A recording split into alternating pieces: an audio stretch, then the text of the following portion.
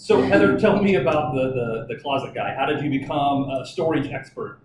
Well, my husband was actually out of work. He's a electrician by trade, and we have always done DIY. And he's a very good craftsman. I like design, and someone approached us about buying a closet company, and so we did that in 2013.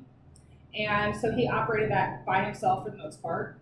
And then in 2016, we were approached about buying the Closet Guy, which we did, and we've used that brand since. Awesome. And so what's the process? If someone calls you and wants to use the closet guy, what's the process for using you guys? So we set up a consultation. I will come to the home and I will take measurements of the space, discuss with the owner what they want and what they need.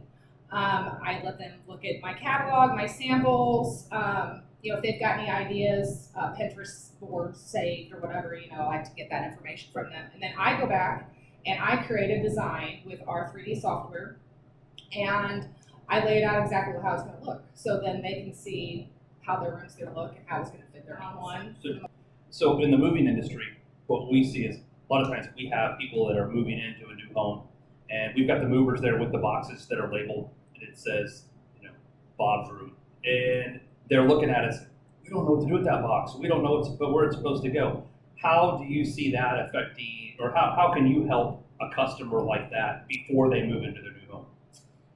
Well, first of all, you want to label specifically where the box is going to go and possibly what's in it. We suggest starting with a child's room. Getting all their stuff together. Moving is a big process for all people, but for little people who don't understand what's going on, that's obviously stressful. And I think we forget sometimes that the kids and babies are stressed too, just like we are. Exactly. So we suggest setting up their space first. Then you have all their necessities at hand. They feel comforted, and you don't lose your sanity trying to find diapers or wipes or whatever. Do you find that people move things that they don't need, or maybe they don't have a place for, they didn't realize when they went into? Yeah, that's a good point. A new home is like a clean slate. So I suggest, if you have the time, to take that time in the beginning and to think seriously where you want to put these things. Do you really need them? Were you in a rush before you were moving, so you just kept it because you didn't know what to do with it? But that is a good time to purge, and to also think about where specifically you want to store things so that you can find them quickly and easily. Yeah, I spent the weekend cleaning the attic out. Yeah. And there's things that we moved into the house 15 years ago, 16 right, years right. ago. What's in this box? I opened it up. Oh, look, it's a treasure. And it went in the trash. Exactly.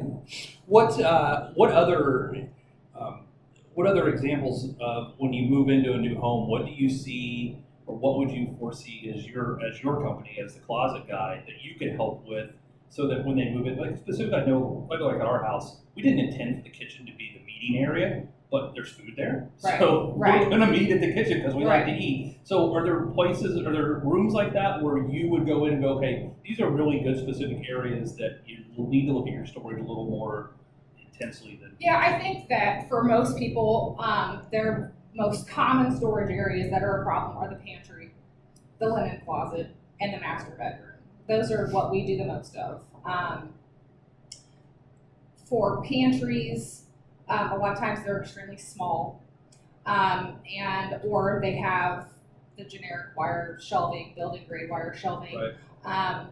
And so our system allows for adjustability and customization. So we can add baskets, pull-out baskets, or drawers to a pantry, to help you corral all those little kids' snack items, or your my biggest pet peeve is all of the Ziploc bags and foil and those type of things, and help you design a space specifically for those so that you know exactly where they're at. You can easily find them. And another point, obviously, is that our system is adjustable. So with a pantry, you have cereal boxes, then you have cracker boxes, and then you have bags, and you have boxes and cans and everything. So you can adjust those shelves to meet your needs. So I'm thinking about my closet space. When we moved into the house, we had not a baby, we had a toddler and a 5-year-old, and now we have a 20-year-old and a 15-year-old. How does that change with your your systems in, do you come back in and readjust those, or are they made so that they can grow with the family? They are made specifically so they can grow with a family. For example, if you have little bitty kids, their clothes are this big. So we can set it up so that they actually have triple hanging in their closet. Most closets we try to do a double hang for adults. But with littler clothes, you can set those bars a little closer together. And then as they grow older, we could come back in and take one of those rods out and move them so that they would adjust their clothing. Yep. Yeah, that's fun. That's Yep. fun. So, what's the biggest problem area in a house that you see?